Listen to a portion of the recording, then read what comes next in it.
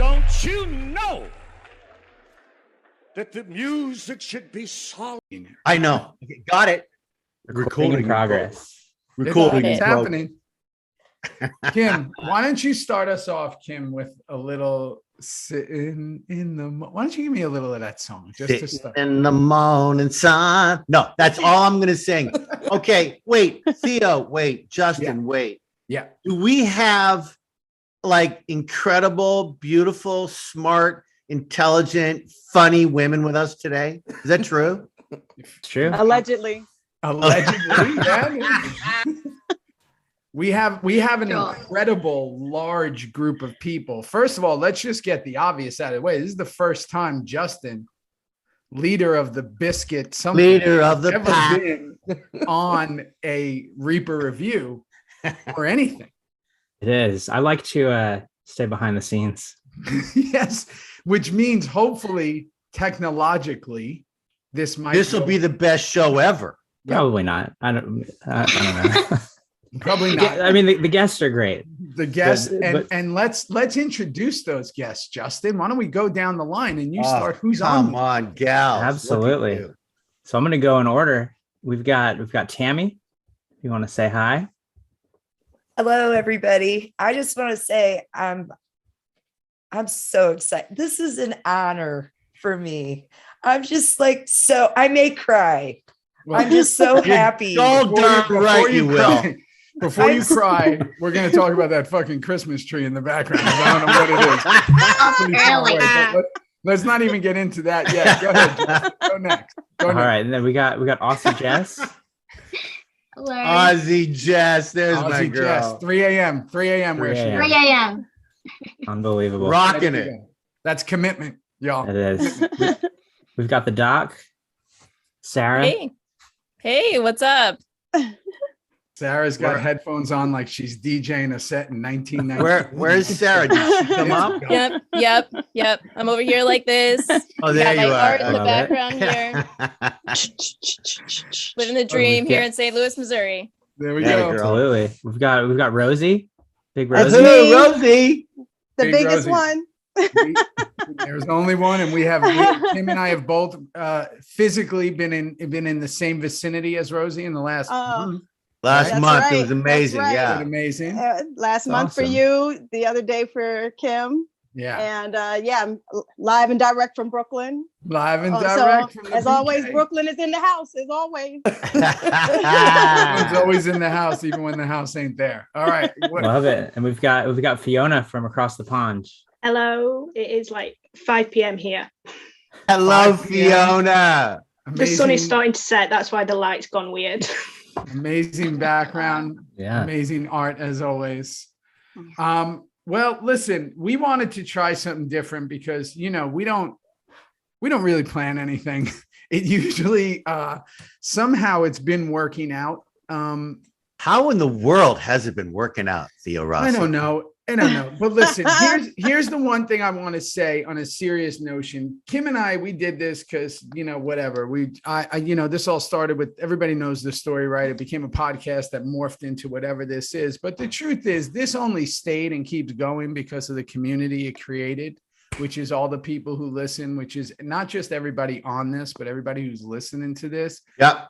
I believe that we have all in one way or another led with kindness. There are many times that kindness has overrode anything that's come in the way of what we've been trying to do here. And yet we keep rising, we keep moving, we keep going. This is unbelievable for us because it's never been about the show. It's never been just about me and Kim. It's never been about Justin. It's been about all of us together doing this. So that's the most serious that we will talk about on this, but also we're kind of revving towards the end here. This is the beginning of season 6. This started as something Coates and I wanted to watch and we had never seen, and we became hooked like everybody else, and critics like everybody else, and get angry like everybody else while watching this show that we did. However, it feels like so long ago. So long ago. It feels like forever. So I mean, I want to thank every single person. This isn't just for the people who are on this with us. If this goes right, we'll do it. We'll do it again. We have a bunch of episodes left. But this is for everybody, and especially the ones who are on this for jumping on this with us. Justin for holding us all down and keeping all the madness together. Yay, Kim, Justin. Yeah, Kim for Yay, literally trying to look his best every week. It's really no. Let's get hard. something It's straight, working. right? Justin, you know this. I know. No one looks better than you, than me, than a very distant third is Theo Rossi. But I will say this. Yeah. My technological skills, ladies, as you know, is getting better every week. Every week. I mean, better every week. Yeah. I mean, Is that the a fact stretch? that we can see him means that it's better. The fact and like Miracle. the good doctor says, it's only been about 2 years. Yeah. Bar was low. Bar was really Well, the low. bar is super low here. And at one It's a point trip or another, hazard. yeah, at one point or another, when you're selling a product, you would think that it would be all buttoned up everywhere. Actually, the polar opposite. This is Did you gals see last week's Patreon theory where the technical issues were rampantly everywhere? Did you see that? Yes. I can't watch it because I might start to cry with my Brilliant. gal with the Christmas tree. I might start to cry if I watch it. How funny was that? It was hilarious. I mean, So I want to do something quick, and then I want to get into the episode because I know that's a big part of this. There's a lot of everyone has their opinion of, oh, they should get right into the episode, or oh, I like when they talk before it. But because this is super special and it's a special day, I think that because it's been apparently 18 months, I don't even know, feels like 25 years. I've moved 6 times. I don't know what's going on. Oh my God. I would like to know not just what the show means, but kind of like what it is to everybody. Like what is that? what a thing? great question, Rossi. Great. Because Kim and I talk about it all the time. We've been talking more than ever. This has been incredible for our relationship. It's been incredible as an actor to watch this. It's been incredible to have this kind of thing that you're doing, because we both don't watch TV. It's weird as that sounds. So it's like we're actually watching something. I just want to hear from everyone. Justin, I don't really give a fuck what you think, but like what everyone else says. And we'll start. Jess, it's 3 a.m. where you are, so you might start fading. Come on, let's Jess. start with you. I mean, for me, I'm most recently just been in pandemic and lockdown. Just coming out of lockdown, like it's been amazing just to have that, just to have this to keep me entertained and to have that little bit of laugh every week. Yeah, it's been amazing. I can't thank you guys enough. Fantastic, baby. Fantastic. Yeah, and has it been just like a different way of watching the show? Like when you go back and watch it, or you hear us doing it, is it like, oh, I didn't realize that? Like when you see the show? Yeah, absolutely. And like to hear behind the scenes kind of stuff, like that's insane. And it's just, yeah, awesome. I love it. I love that. Lemansky, we're gonna go to you, but I want to say something that a lot of people don't know. Lemansky and I saw each other in Dallas, correct? Yep. Is that where we were? Yep.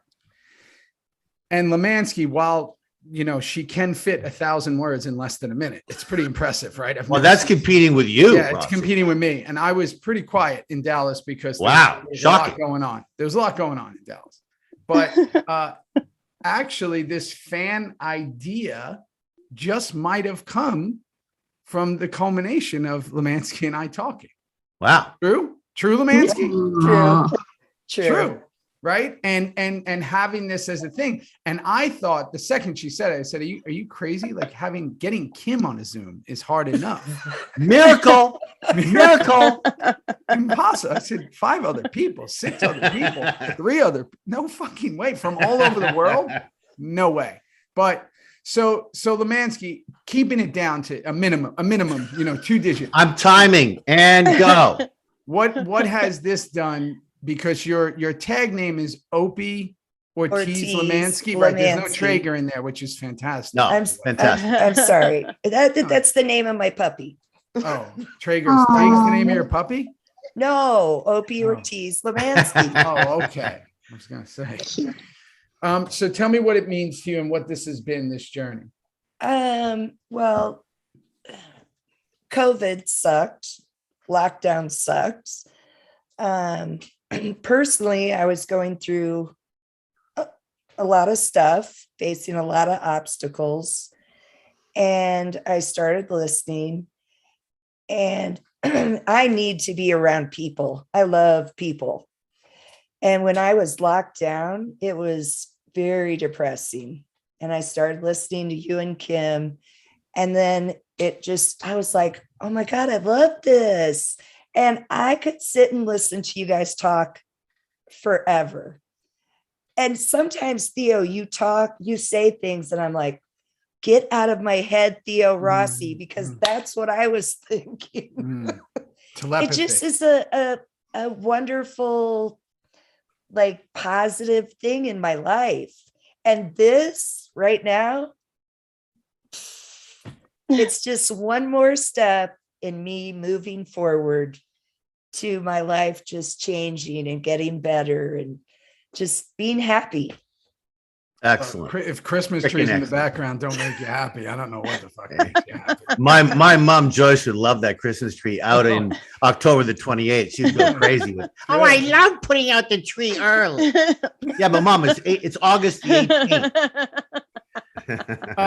Fee, I want to go to you because come on, Fee. There's so much going on and so much that you contribute to this show, and there's so many thanks. I mean, you all do, Fee, but Fee, there's visual kind of things that are brought on. I just want to know kind of your deal with all this, like they said. Probably the same as everyone. Like, the lockdown was difficult because during it, my mum worked it all. So I stayed at home to like look after my dad and make sure everything was okay. So I had like no one, nothing. And then I just like met all these amazing people. And that's it. And like, it's all the stuff that's come from it. So like, there's a group of us that will watch a film every week. Yeah. And then it's just all the friends and people. And connection and all that. Yeah. Isn't that the most important thing, right? Like, we all, if we've noticed anything, right, it's connection, right? And it could be in any way. It's just, I was saying the other day I was at Home Depot, it was this weird thing, right? And there was this, much older gentleman, not maybe as old as Kim, but much older, right? And he was walking with all this stuff, and we went to get online for the cashier, but the cashier wasn't there. So we found ourselves just standing there, and he immediately wanted to start talking, right? And he started with a joke.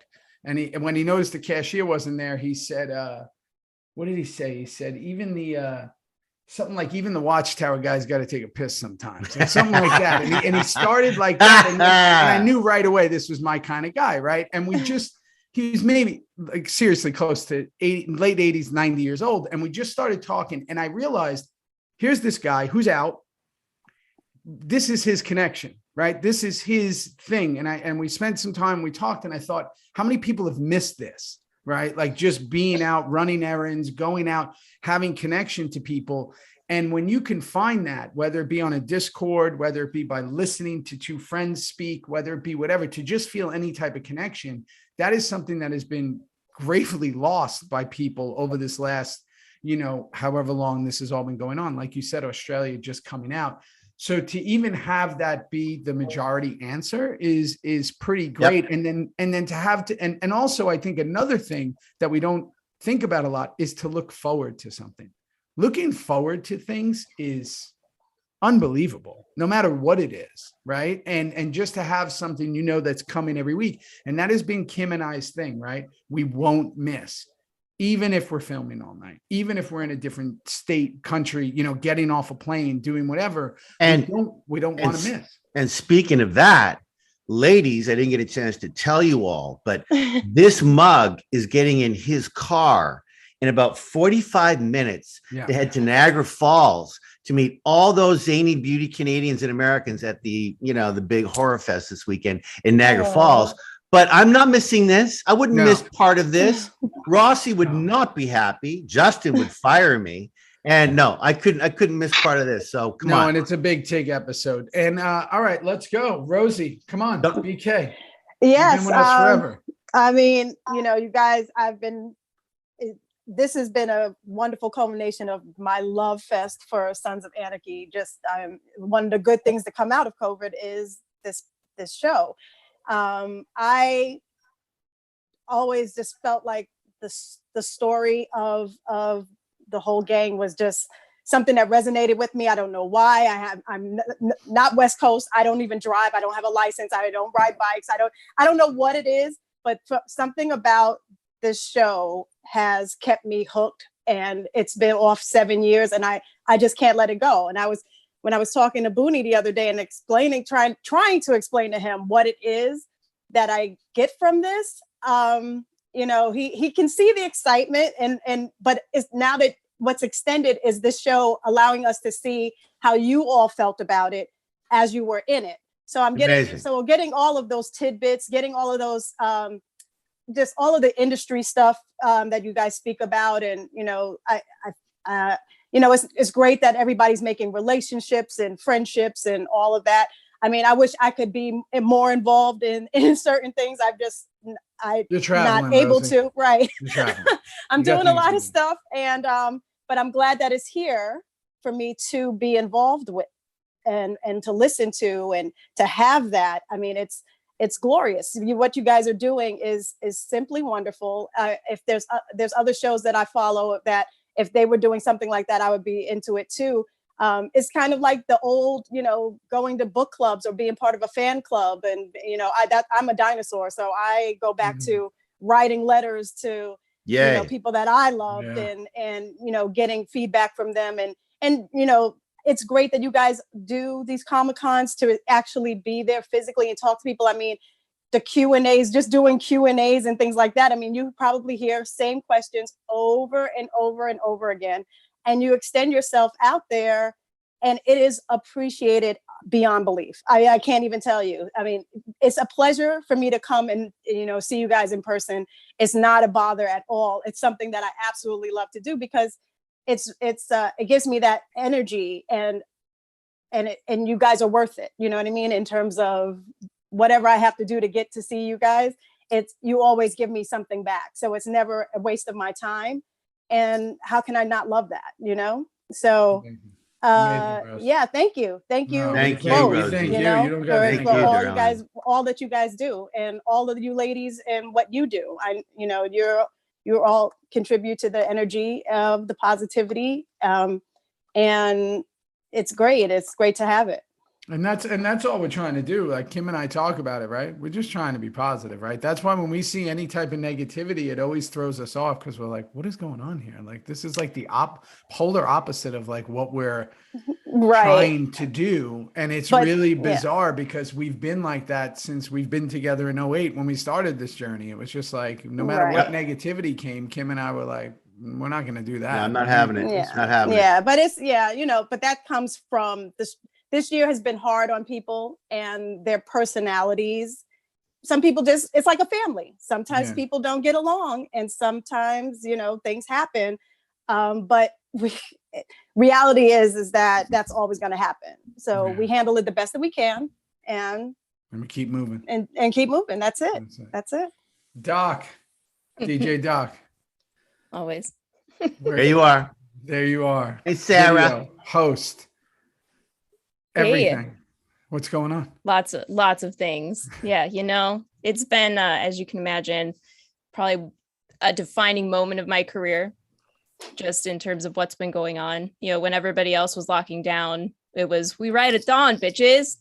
And I'm getting the call to come and work in the hospitals and to take care of folks and still taking care of people. So as you can imagine, as I'm starting to think about how this is going to impact what was going on, I needed an escape, something different. I was still seeing people every day because I was still taking care of my patients and interacting with my staff. But it wasn't the same connection always that you get with your patients as you're working with them. And so then as I was sort of needing an outlet, getting to walk outside a little bit, maybe with my kids, I have a 10-year-old and a 7-year-old who came home from spring break and were pretty much told, don't come back, which was wow. I mean, my daughter's a kindergartner when that happened and my son was a second grader. And so so then I was late to the SOA party. I'm not gonna lie. Like I didn't start watching until probably let's see, I think I saw Theo in Luke Cage and was like, as one does, going through IMDb, you're like, who are these people? No offense. And was like, none taken. Yeah. Oh, they're in these other things. And Lord knows I had seen Black Hawk Down in the theater. I will say that was the case. But I was like, boy, maybe I'll turn this on because it's on Netflix. And so then I cruised through most of the series, although I am probably the worst SOA fan because once you get into season 7, I have not finished it. Because I just couldn't. You can follow along with Theo and I in about 13 weeks from now. You're not the only one who just started watching it. Yeah. You got 2 other people who also just started watching it. Weird. Because when you all are like, I don't know what's going to happen next. I'm like, I'm in the same boat. So I'm just as surprised by what's happening too. But at any rate, to get back to the actual question, which is, as time went on and I was listening to the podcast and I listened to some of the other episodes, some of the theory episodes, and then I started listening to these Reaper reviews and the two of you talking. And I was like, well, boy, maybe I should just start rewatching this. So I'm hiding out on my patio, like watching Sons of Anarchy, like 6 episodes in a row. My kids are like, Mom, what are you doing? Can I watch? And I'm like, no, you may not. Maybe later. Yeah. And then I realized I was starting to connect with other people, mostly by Twitter, who were also watching. And I am just like all of you. I love to connect with other people, and I really love watching the podcast with other people. And so that was kind of how I started. A few of us realized that we were all getting up at the same time. We were different parts of the world and the country. We were watching the pod at the same time and just commenting to each other about what we were seeing. And so then it kind of snowballed, and there were some creative projects, one might say, which was kind of an outlet for creativity and doing something totally different than my everyday life, as you can imagine. And ultimately just having, I've made some really amazing friends who, as we've said, we connect at other times, which is always a challenge when you're all across the world.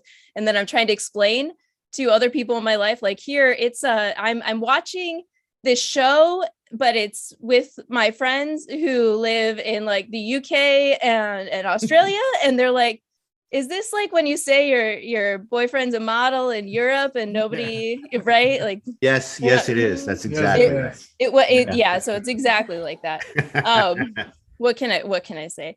That's great, baby. That's great. And that is kind of the overriding theme that we've seen and we absolutely love. And, listen, without further ado, we're about to start season 6. We got 2 seasons left, y'all. This is it, right? Whoa. And then it's all theory all the time, right? Whoa. Which I'm sure is going to be a fucking disaster. But let's and also just to say, we also have some big, interview episodes coming up that won't, so there'll be weeks where Reaper will take a break and we'll do like these full, Opie style interviews. Like we did with Ryan. Yeah, like we did with Ryan. So this is a bit of, I want to say this about this episode, maybe because I just finished it. I'm not sure that this episode would play in today's world now. I think it would be a very different time. Does everybody agree before we get into it? I'm not sure.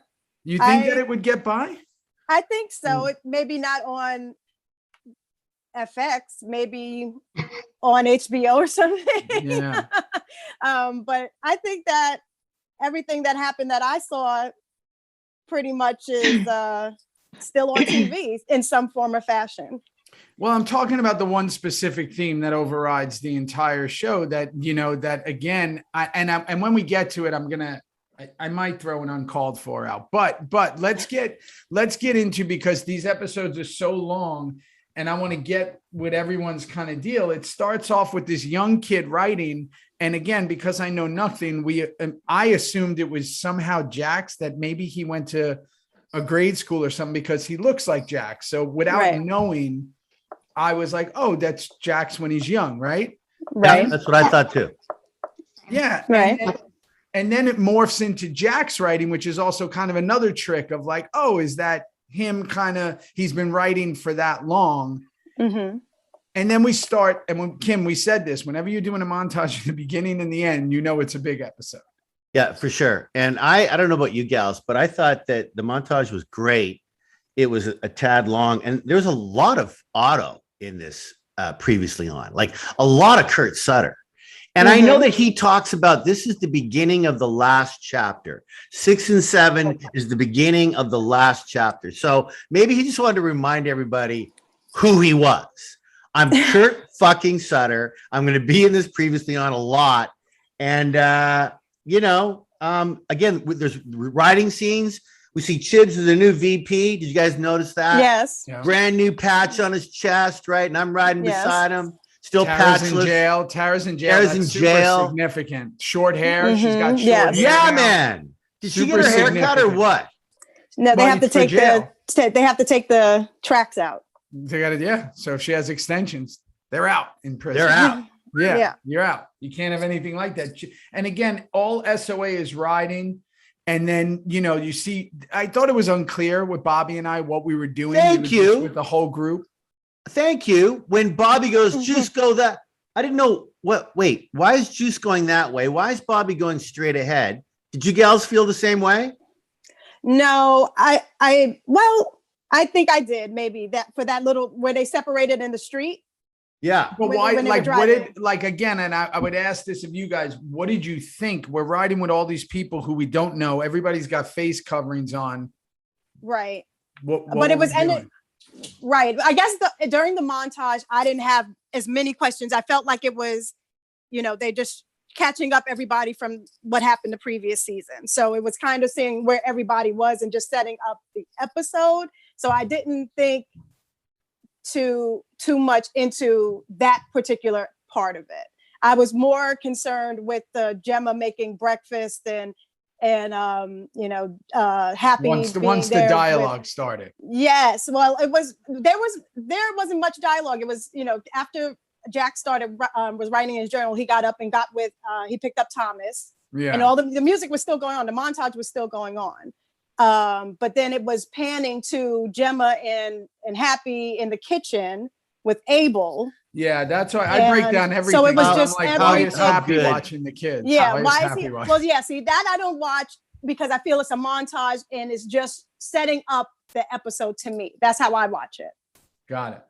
Right. Got it. Sarah, did you think did you for a second, did you know why Bobby and Juice are together in a group? Does anybody know why? Hell no. I figured it out I later. had no idea. I figured it out later when they said, Right. oh, they're back. And I was like, oh, they needed a break. They needed to get away from what was going on. Or at least that's what it sort of interpreted as I saw it come together later. But initially I was like, I don't know what the hell's going on. Because Kim, it ends with Bobby's gone, right? 5 Yep. ends with him leaving and Juice Right. we know has to go, right? So that's, again, it's a big jump to make that you're going to connect that we're somehow together coming back. But again, it's kind of irrelevant. It's montage stuff, right? So we get to Gemma and Jax. They're talking in the kitchen. He's going to go see Tara.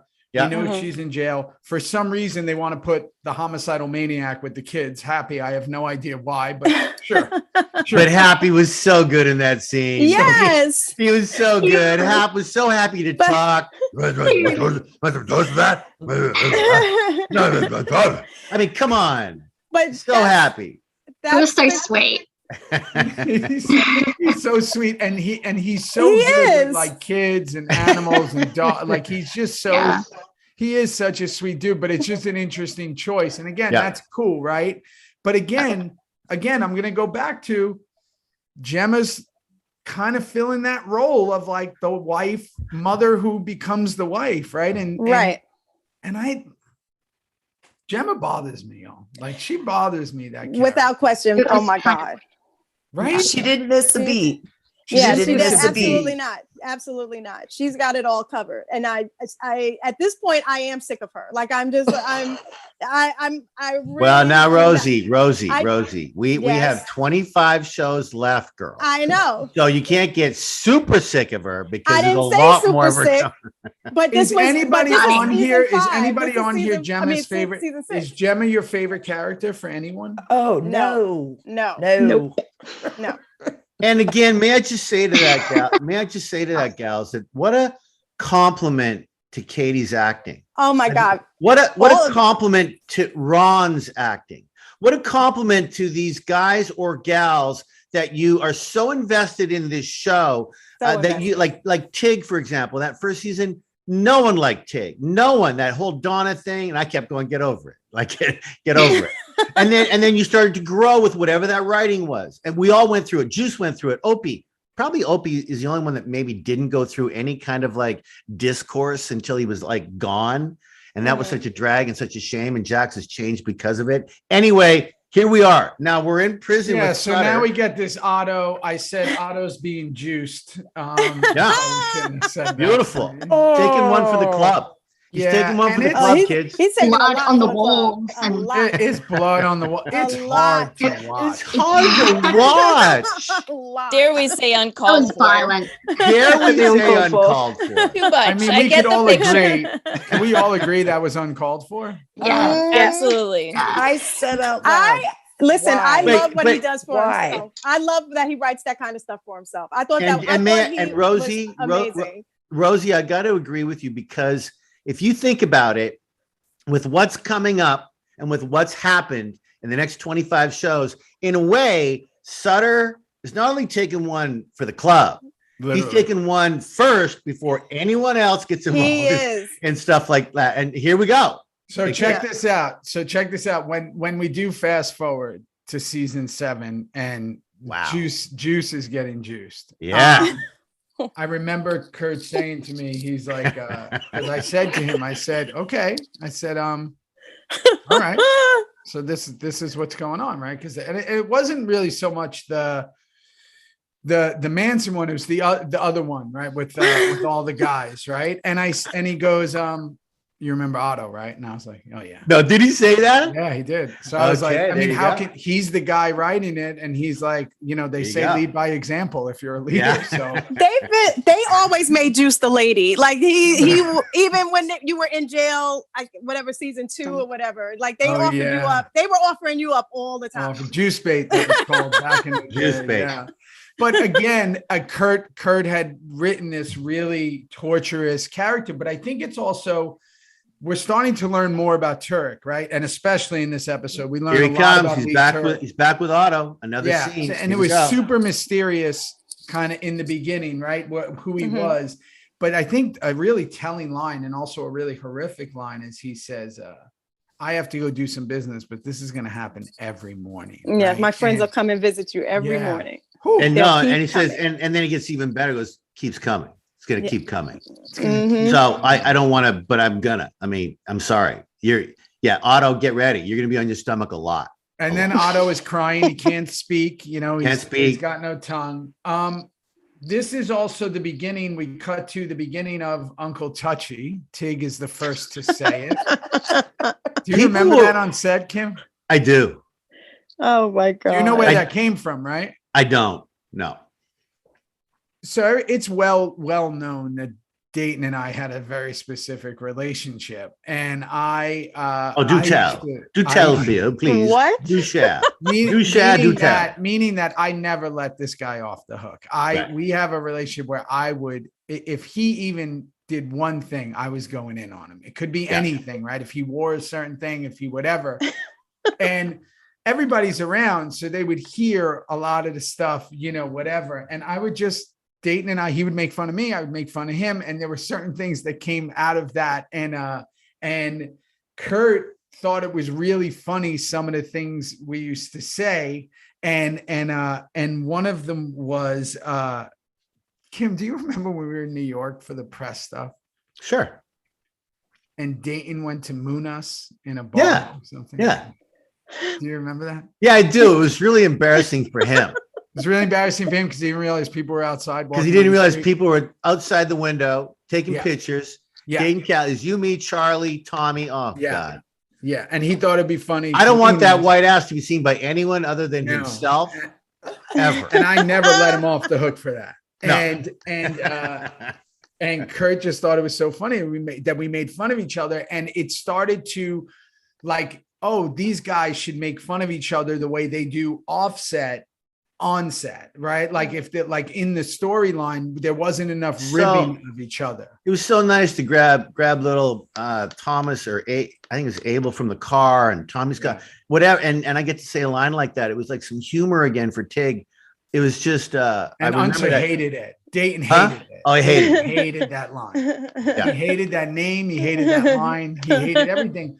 But again, the way it was explained is that these guys also at some point or another, because it was getting so dark, need to start lightening it up a little. Like they need so on that exact point, Fee, maybe you can answer this. Why did you think like everyone was in a good mood? The club seems to be in a Bobby's gone, Juice is on the run, Clay's in prison, Tara's in. All of a sudden, we're all kind of in a good mood, Fee. Like, what do you think that was about? Well, the whole episode, there was parts where it's almost like a false sense of security that everything's okay, there you go. Everything's happy, and then that ended. There you go. So it's like almost That's the really shock interesting. of everything's I think that's so right. I think that's so right. And isn't that interesting, Fee, and everyone else, that even when things are okay inside the club or they're getting resolved inside the club, or there's not this looming ATF thing or people ratting or there's not all this, there's really no big bad yet, right? Lee Turk is being set up as it, but it's also the outside world. It's never going to be a happy ending. So that false sense of security is great, because I think while things are going right, if you really drill down on it, there is a lot of things going wrong. Tara's in jail. Juice has got to figure out a way in. Clay is kind of a wild card, right? Otto, we just spoke about. Tig is lost, which we'll get to. Bobby's gone, nomad. So while there might be no really pressing things, it's still not great within the club. But something that doesn't even have to do with us kind of has to do with us, which is that overall narrative that's pushing through with the young kid in the beginning. Right. That's really cool. That's cool. So we go to Tig. We go to Chibs is VP, right? Unser's with the kid. Tig, what I liked here, and Kim, I'd like you to talk about this for a second, is you and Gemma have a quick flirt. Yeah. Right. And I've always said, and we know there was physical stuff prior, right? There was whatever. I mean, that was kind of intentional, right? Well, it's funny you should bring that up, because I remember having the conversation, gals, with Kurt Sutter before this season started. And he wasn't really sure where Tig was going to go. And he said to me in a phone call, and this is like January, February, before we started filming, end of April, that there might be a thing with Gemma. Tig might have a thing with Gemma. And I was, of course, okay with it by then, because it was so long ago with Clay and Gemma, and I fought not wanting to be with her in the closet with the guns, and I didn't want to, but it made sense why after. My point is, I was told that. And so it never really came to fruition at all. But that was probably a thing that was held through that little flirtation at the beginning, when Sutter was still trying to maybe figure it all out. There was going to be are you jealous? Yeah. I would have liked to have seen them two get together and make it really complicated. There is absolutely no doubt in my mind they have gotten together before. Like I don't care what anybody off screen. Says. No. Not Tig and Katie, not Kim and Katie. You're saying Tig and Gemma off screen. Yes. To me, there's some history there. And it's that nice. I believe that scene that you fought so hard to not do, it, even though when you guys did it, you played it to me like, or she also played it where you guys know each other biblically in some sense before. I mean, there's no way that was a new thing, that she can just be in slippers, furry slippers, and like a negligee, and all of a sudden you get turned on by that. I'm like, they've done this before. Like there's something there before. There's some history. And I don't put it past Gemma's character at all for her to sleep with a friend of the club, friend of Clay's, even his best friend. I mean, John was his best friend, wasn't her husband was Clay's best friend. Yeah. So Katie and I, sorry, Rosie. But Katie and I did talk about all that actually. Oh, okay. And that is completely not what we were doing. However, really? however, I will tell you that there's something to be said for the slippers and the negligee. There's something to be said. Why was it Tig going there that morning? There's something to be said for what happened to Gemma in that first scene of season 2, which we will never forget. She won a Golden Globe because of it. Right. The one person that she needed more than anybody at that time was Tig. Mm-hmm. And there was one person that Tig needed at that time more than anyone, and that was Gemma. Got you. But we played that thing as this is definitely the first time. Now, I'm not saying whatever. I'm going to stop now. Well, and we also know Tig wore his pink robe in front of her too, the short pink robe. So I mean, it's not just her name, right? And they've kissed on the mouth more than once, more than like at least 3 times. She's gone in and kissed him straight on the mouth 3 times. I want to know exactly how many times, Rosie. How many times did we kiss on the mouth? No. So now we cut to, this is interesting. Jax gets with Marks, and I love the August Marks character, right? We find out Clay is in PC, right? He's in, he's private. He's in Compton, isn't he? He's bad news now. Right. He's in private and they're trying to figure out why. But something I thought was really interesting here, and again, because I don't know any of this, we find out Tig is kind of still on the chopping block, that they still want. Who cares? Tig. What? Like, why? Girls, someone jump in. Jess, I mean, Lemansky, what do you think? Why? I thought that was over with Pope. Why did they still want Tig? Well, he inherited basically Pope's business. Yeah. And he said to Jax, I'm going to make this right for Mr. Pope and his family, or Pope and his family. Mm-hmm. But I thought Tig was in the clear.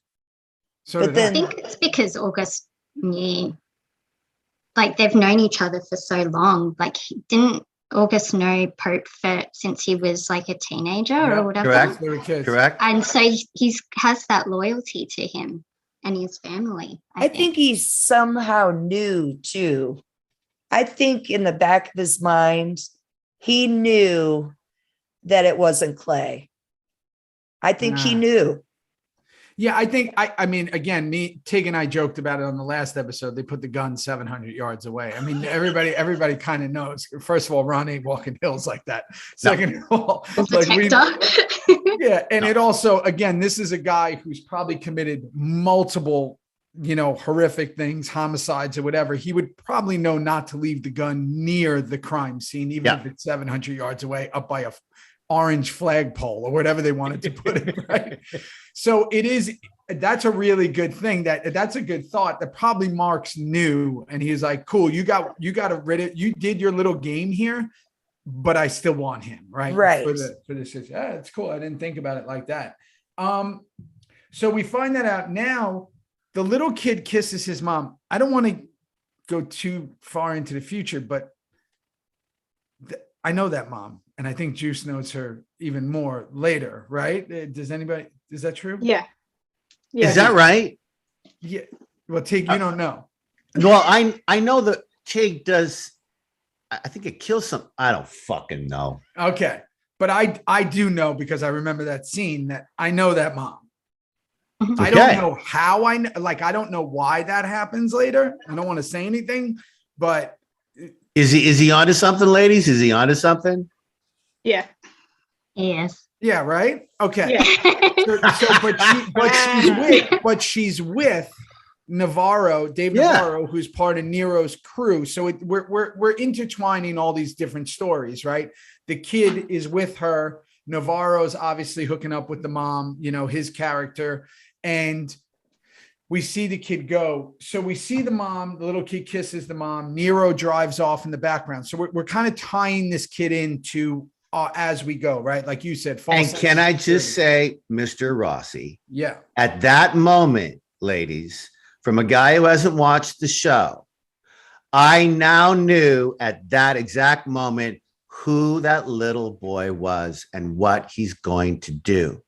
Because when we had the read through, when we all got this script and we had this read through, I'm telling you guys right now, there was outrage on behalf of the cast that we were going to go down that line, which we'll talk about at the end. But anyway, whoa, you remember that, Theo? You were there.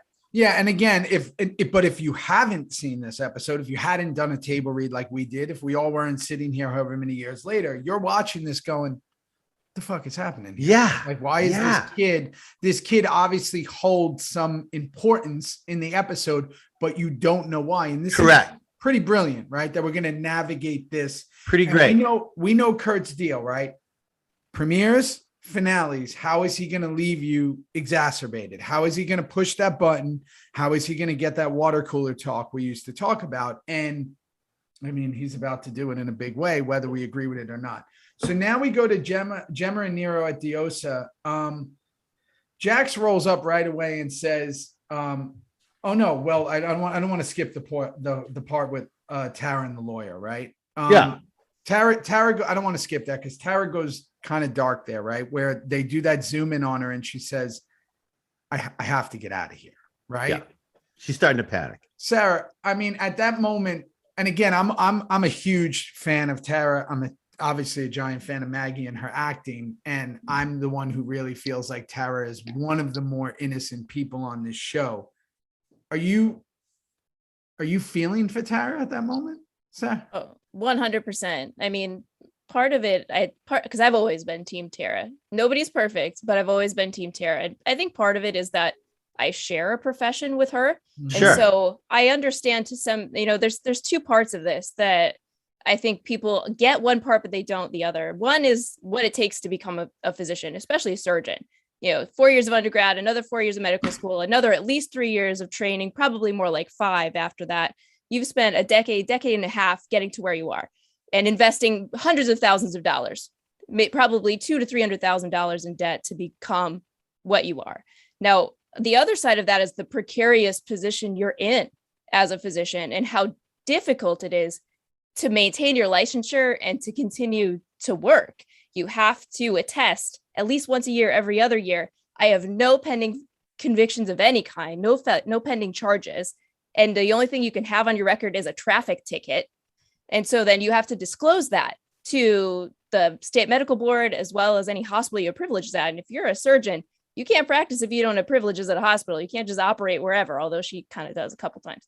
But I mean, globally, she is sitting there on probably hundreds of thousands of dollars worth of debt she can't do anything else if she loses her license. You can't just slide into teaching or whatever. If that stuff is gone, you're hosed. So she spent 15 years getting to where she's at, only to now keep taking these massive, huge risks. I mean, even just stealing something from the hospital, that's a huge risk. So now add on, she's facing felony charges. I mean, her life is over. Her life is over. Her life is over. And she spent all this time investing, and it's all for this club that she's next to and the love of this man. And they were doomed from the beginning. But she still gets pulled in. And isn't that interesting? And that's such incredible insight. And Kim, isn't that interesting, right? In the Hamlet-esque, devastation of, it's not for the club, it's for him. Yeah. And when you really look at the enemies or the badness of the show or the evil of the show, the fact that if he loved her so much, he would even put her through this. She has lost her entire life, everything. And at that moment, she's sitting in prison with her lawyer. And she says, I need to get out of here. And you see everything on her face of like everything I've trained from high school. And this is why we are doing this, Theo, because when you think about a TV show like Sons of Anarchy. We are here talking about it today as to the Tara Gemma dynamic. Now, if you don't have that dynamic, we don't have a fucking show. So look at us talking about it. That's what's so great about this show. I mean, Booney the other day, I'm with Booney in Philadelphia where I saw Rosie, and Booney was always, the show, and he was so good in season 5. Booney's so good. He hasn't watched the show.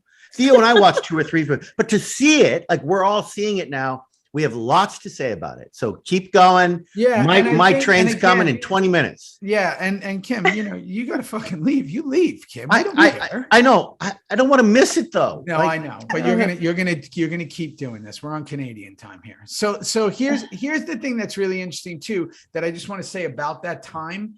It's really interesting to me when I go back in my head, because Kim and I used to do pre-Comic-Cons, we used to do a lot of those motorcycle events. How many people despise Tara's character? Where I'm like, oh my back God. in it now going like, what? Why? Right. And I couldn't figure out why, really. I know they thought it was because Tara was going to tear Jax from the club. Tara was going to be responsible for taking him away. I get it. But now that we're in season 6 and she's getting punched in the stomach and now she's in prison. What? Yeah. And as what? Jay Carnes Change your shirt. As Jay Carnes said, Tara. Yeah, Tara. So now we go to Gemma and Nero at Diosa, right? Jax rolls up and immediately says he needs to talk because the lawyer had told Jax that everybody believes Gemma, and just like everyone believes that's the moment, I also believe at that moment that Gemma was the one who dropped the dime on Tara, right? I think I wasn't the only one. I think everybody believed that, right? Yes. Can I say something about Gemma in that scene?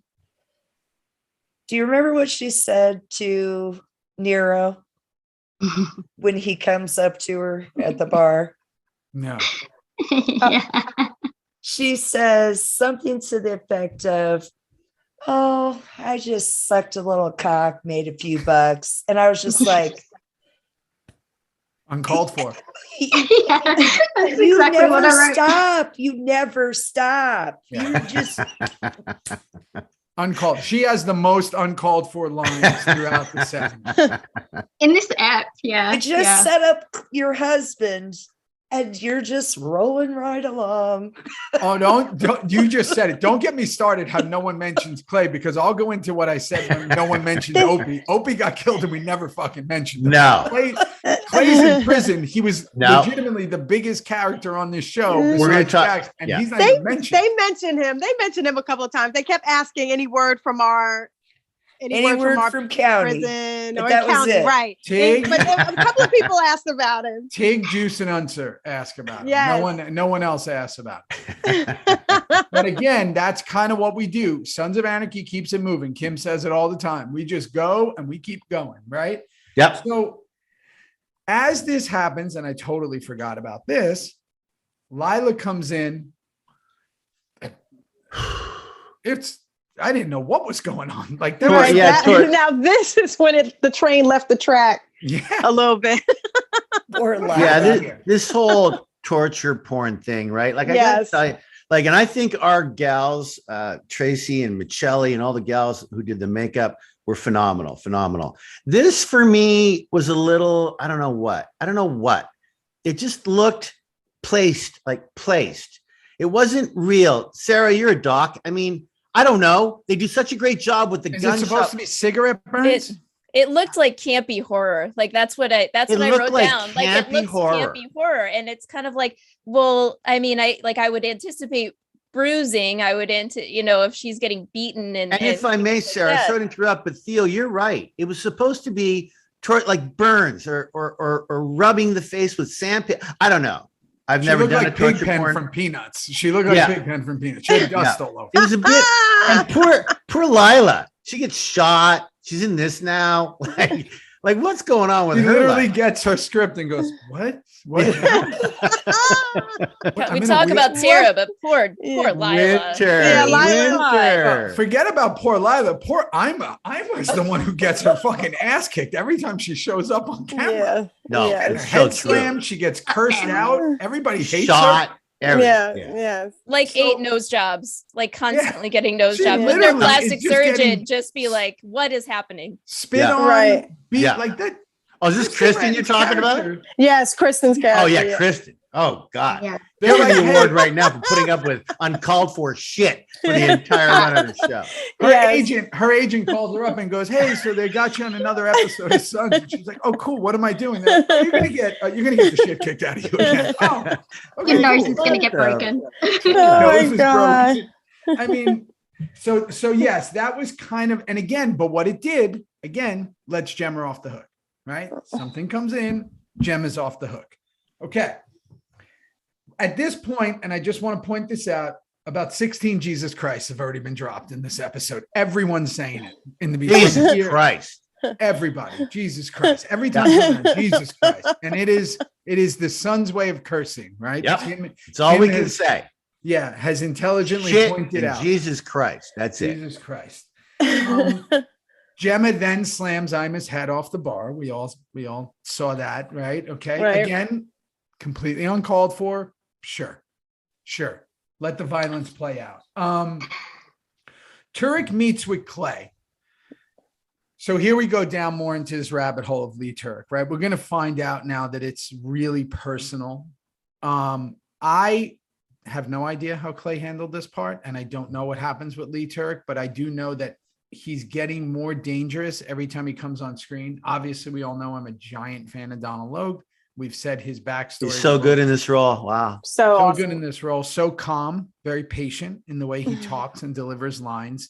Clay is also, obviously, Ron's always magnificent because he's really good at sarcasm. And he's just sitting there playing this guy off in every way until he realizes that this might be important. So we get to know him. Now we start to understand a little more about Bobby. We're going to get to Bobby, right? And this is Indian Hills. And why is Filthy Phil there? Like, Kim, what is? Well, all I care about Filthy Phil is he got a haircut. So I'm thinking Chris Reed. That's what because I'm having a very good hair day because I have to meet a bunch of people in about 2 hours here and I got to drive to Niagara Falls. But I got to tell you, Chris Reed got a job on the off season because Chris cut his hair. All he talked about, and girls, you should have seen him riding these motorcycles. I mean, they can't build them big enough for his butt, but they do. And they did. And I want that long hair. Nope. He comes right with that little page boy cut. He got a job in the off season. Good for you, Chris. I have no idea why he's there, but as Charlie said during this show, we're down to about 4 club members now. Like we really hardly have anyone left. We're either gone or in jail so Chris Reed, get up front, baby. Stupid question. Yeah. Go ahead. And his line, "There's no oven. How are you going to bake anything?" Yeah. Well, again, here's a storyline that never plays out. We know that Bobby bakes, and very occasionally, once every season, we're going to throw it in somehow that he's a baker. And again, these are those little cobweb things. Like Elvis has been gone. There's no more. Elvis is long gone. Which is left the building. Left the show. He doesn't do anything with Elvis. We don't even see a costume in the background. Like that would have been fun, right? If when he was moving into the apartment, you saw the costume. That would have been a cool. And when on his bike just now, should have had the white costume flapping behind his butt. Something. But we lose these things really quick, and then so. There's the part with Bobby. So we're kind of figuring out that Bobby had just gotten sick of everything, right? We're painting him as even he got tired of the Jax thing, but everybody else is still, super loyal. And now the kid we cut to, here we go, weaving this narrative. The kid walks by as the sons are riding by, right? And we're going to keep seeing him to remind you, don't forget that kid. Don't forget that as this happens. So here we go to another tortured character, but also one of my favorites. Wendy shows up at TM talking with Gemma. Super happy that Wendy didn't go down the road after Jack shot her up, that she didn't get hooked again. And now shows how strong she has become and all this.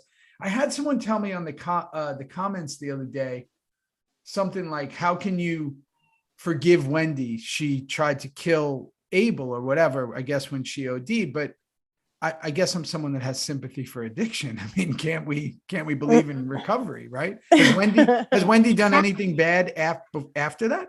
No. No, she's beat been herself after. she turned her life completely around. I treat Yeah. patients for addiction, and it's a disease. It's something that is there through your whole life.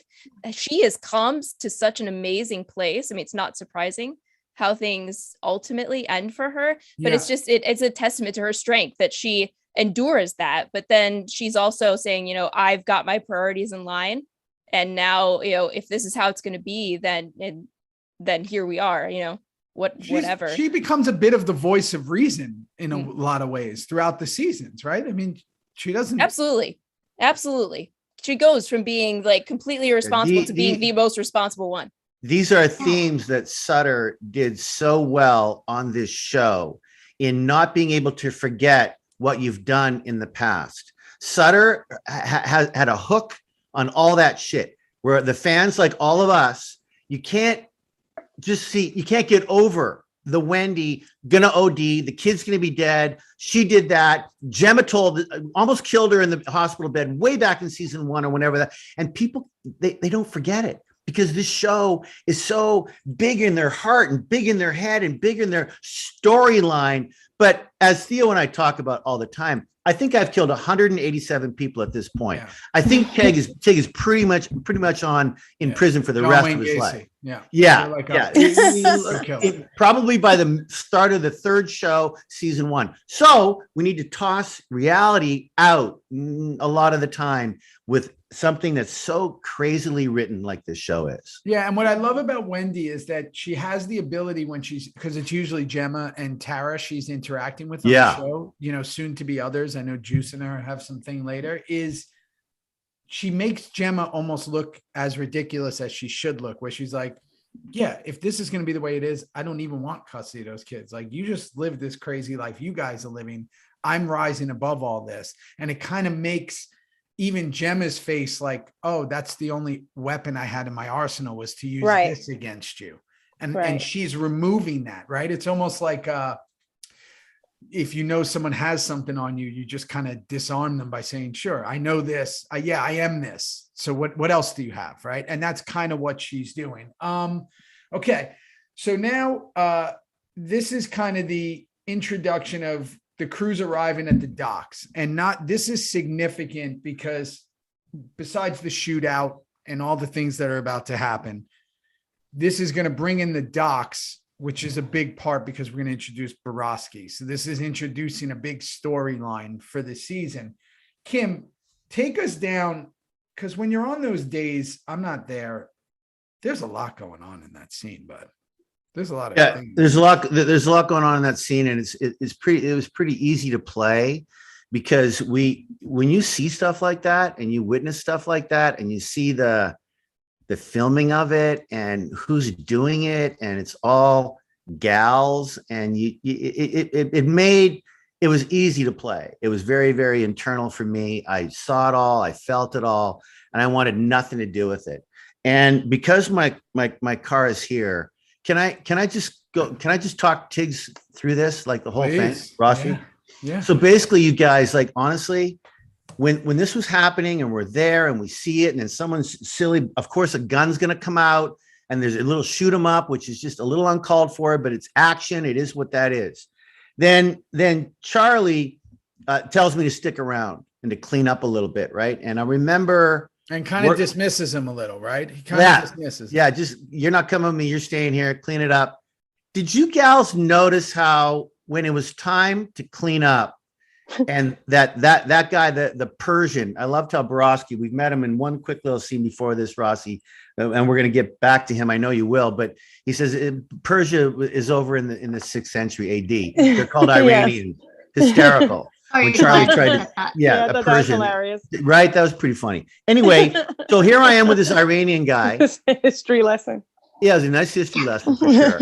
And I remember being with this Iranian guy, good actor, and here we go. And the things that he said to Tig, did you guys notice how I said, just get out of here, beat it? Yeah.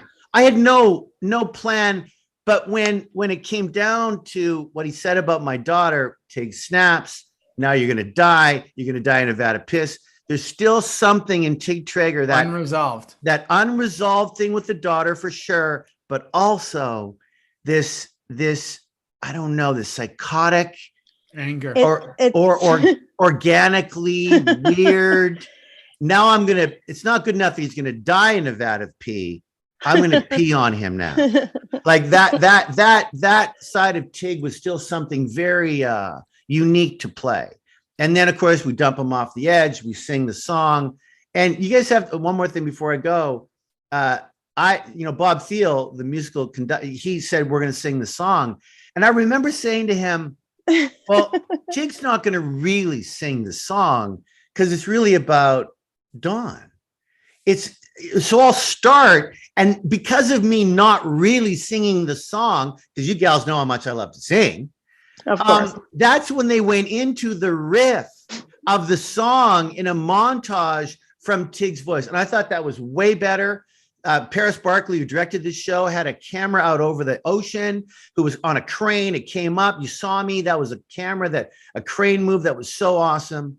And on that note, I have to go. Before you go, I want to ask you one question. How important was it when Tig goes into the house at the end with the baby and holds the baby? Like, wasn't that almost like a closing of that chapter? Greatest. Rossi, it was the greatest of all time. For me to have a baby, and you gals know me a little bit. I'm a father. I love my kid. I love kids. I love it. We all do, right? Mm-hmm. And to have a baby as Tig with all those rings and my new bangles that were dedicated to Dawn, and just to hold him and to be in a rocking chair was a beautiful bookending to Tig's agony of Dawn. Really, it really was. Well, Tig, I want to tell you, we want you to get out of here because we're now interviewing new co-hosts because you have to leave early. So just head on out. And ladies, we'll take so much love, ladies. Justin, fuck off. Get a life. I don't know where you've been all day. Rossi and I are doing all the heavy lifting. It's ridiculous. Right. Yeah. There you are. Make sure you end your camera the right way because we don't want to hear you. Oh God! Oh God! Whatever you're doing, I have no pants on. No peeing. No peeing. Yeah, no peeing. We can't edit it out. There's too many people on. Get out of here. So much love. Love you all. Yeah. We love you. Get out of here. So. Oh my gosh! Can I tag on to what he was saying with that? Sure. Yeah. Please. Okay. So the last episode, this season finale of season 5, he was also, and he ended the episode holding the dog like a baby. Mm. Oh, that's right. So, and doing the whole cuddling and and doing all of that in a chair. And it was the same kind of comfort that he always seems to need throughout the whole series, the Tig character, because he's constantly, Gemma's the one constantly mothering him and babying him, like when Dawn died, and he's, Jax was holding him when he thought he was going to die, and Jax ended up, having him kill Coates. He's very, I don't know if he's bipolar or sensitive or whatever it is, but he's the last 2 episodes, really, you see him, have that break and where he, gets very emotional. I think what Sons did so well, and again, back then I did actually watch more TV, right? And there was a couple of shows that did it right. But one thing that Sons did, and I really appreciate about it, is that you humanize even the worst people, monsters, right? Mm-hmm. So what I mean by that is that in all essence, in a 10,000-foot view, Alexander Tig Traeger is a bad person, right? Mm-hmm. But yet, we're going to humanize this guy, right? The daughter. So even as he's murdering someone and urinating on them, like he said, and doing this horrific thing, you almost cheer for it, right? Because you go, that guy's worse than him, right? But we don't know if that guy's worse than him. We don't know if that guy's ever murdered anyone. We don't know whatever. We just know a short thing about him. But you're humanizing these characters. And I think why this show has sustained, because there's been a lot of great shows in history, but not as many as we think, right? Not a lot of shows sustain through the majority, where the majority of people go, it's a really good show. And you agree on it, right? Mm-hmm. Usually it's, yeah, sure. But there's a few. There's the Breaking Bads, there's the Sopranos, people with The Wire. And there's a lot of things that people would go, yeah, that's a great show. Sons, I think, is because there is a connection. Each of us can find a connection to any character in one way or another. And that's by the humanizing of these characters. And I think maybe, and I know this from doing a lot more shows, and I have, the new show coming out in November, is that it's been harder to do now because we don't really spend that much time with characters. And also remember, and even though some people have watched this late, as Sarah said, and some people have binged it or whatever, but in the technical standpoint, the majority of people who watched the show watched it over a 7-year period. So these people become your family members. They become, you know them, or you think you know them like you know a friend. And you're going through this emotional journey with them. Because even if you binge watch 7 seasons, it takes a while, right? So you have this different relationship with them. And I think that when it comes to someone like Tig, the fact that you can even feel something for him in a positive sense is an incredible thing towards the writing, right? So yes, absolutely. Because you're putting people in who are kind of worse than him, which these guys are down at the dock at this point. So here we go, right? The crew, we head to Borowski's for the first time, and we're going to meet Peter Weller's character. Everybody knows Weller as, RoboCop and Buckaroo Banzai and all these other things that he's done, right? Weller also, at this point, is now directing a bunch of these episodes and has become a huge part of the SOA family, right? Super smart dude. And again, the kid's there eating something, right? We've talked about this, why I love that location so much, is at that point I was living in Eagle Rock, California, and it was literally down the block. I could walk the dog to where they were filming. So every time we were filming there, I wasn't in a lot of the scenes. I'd be walking my dog and I'd be like, hey, what's up, everybody? I'd see them all there, which was really bizarre. I have mixed feelings about the Borowski character. I thought it's cool, but I also think that it's another way that we're taking away from, I like to see, there's enough main characters that I want to see. Any minutes that are put into other people, I feel like we could have learned more about Filthy Phil or Happy or someone else, right? And that's why I think a lot of us feel unresolved about a lot of characters, because we didn't get to know them so much. And that's really hard when you have 11 leads or whatever. So here we go. Juice arrives at TM with Rat. And this, I believe, and I wrote this, is Gemma and Juice's start of their alliance together when he gets off the bike, which we all know how this is going to play out for them too. Right. He says to her, "Can I ask you something?" And she says, "No." This is the beginning of them two, which is going to really culminate at the end of this season with something tragic that happens, right? Right. We also involve a little comedy here with Rat, right? With when she puts his hand on her chest. Gemma, again, uncalled for, right? Lemansky, this is an uncalled for move, but funny, but uncalled for. Right? That was funny. It's funny. Like 8 uncalled for. It's all by uncalled for, but in a good way. Uncalled for in a good way. And it's also Rat's reaction that sells it, right? She says, "Now you can't call me ma'am." But again, the real meat of that scene to me is you're going to see this Gemma Juice thing happen, which is two polar opposite people. But while it began here, it also really began when Juice was sitting against that hallway and Gemma was at that table and Clay was at the center being given up. And we have two different trains of thoughts here. Gemma is signing Clay off to his walk the plank, and Juice feels terrible about it. Right. Yeah. Can I ask you about when in that scene, because I wrote a note, when you said to her, "Can I ask you something?" I felt like you were going to ask her, did she feel guilty? Yes. Did she feel bad? Okay. Does it bother you? Yeah. Does this make you feel as bad as I do? Yeah. Right. And she was like, "No, you can't ask me a question." Yeah. And this is the beginning of the Juice Lost Boy kind of storyline, right? Where this is like, we've seen things of him being lost, but this is really the start of it. And this is, he had been writing for that character since season 4, and here we are in season 6, but it had dipped in and out, right? But this is really the lostness in his eyes. I've always said this is kind of where he went vacant. And when you become like that, you're very easily manipulated. And Gemma being the virus in a way, that's when you find a host, you kind of take onto it. And she sees, which, you know, same thing Jax has done to Juice. They're easily manipulated, the innocence of it. Tara, we just talked about it, right? The love blinded her from these bad people. Gemma is starting to see that with him, right? But we just get a really short notice of it. Kurt would write stuff and see if they work. There's so many layers that we'll get into with Juice and Gemma later, even Juice and Wendy and all these other souls that kind of seem to find each other. But again, that was,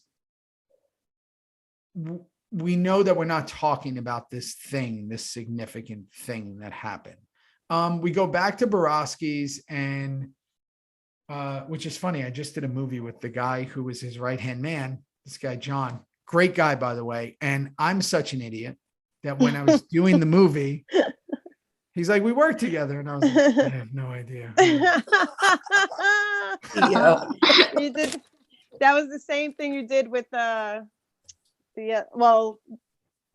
gentleman who was part of the crew, the One-Niners. Yeah. There was an actor in the One-Niners that you ended up working with later on too. Here's the craziest thing. I try to tell my wife this, but it's not really a good selling point. We're always preaching to people to live in the moment. I live in the moment so much that I don't remember anything and I don't think of anything upcoming. I literally only know what's going on right now. So I don't remember birthdays. I don't know unless someone tells me anything. I don't remember people's names. I am just, what happened yesterday is completely forgotten to me. Now, while I think this is an extremely positive thing, it's apparently not. It's really not. You know, when I'm trying I feel this when I'm like, husband, we need to do X. And he's like, goldfish. And, you know, now I'm setting 8 alarms. So I'm just going to stick up for poor Megan and say that she and I are on the same page. I mean, there are things to goldfish about. But why? Isn't it good to not hang on to anything or not remember things? You don't want to dwell on the past. I mean, I hear that, but there's a balance. No, Theo's just practicing mindfulness. That's mindfulness. That's being present. That is, oh my God, not living in the past. I don't do that. It. I just pay attention to it. And again, I know that it's kind of this, people think it's like a kind of get out of jail free card, but I just don't. I really don't. So but again, I worked with that dude. He's terrific. We just did this movie Bosco together, and he's a wonderful actor. And now when I saw him, I went, oh, that's what, yeah, he's on the show. Okay.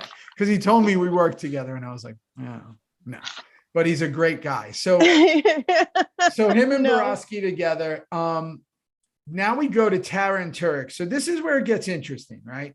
Turek's popping up everywhere. Lee. Yeah.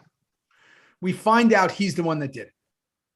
So that only makes him more nefarious, right? Now it's, oh shit, he's really going to try to destroy this club, right? He wants her to rat. So he wants Clay to rat. He wants her to rat. He wants anybody. He's throwing darts, every dart, right? And again, I don't know what happens, but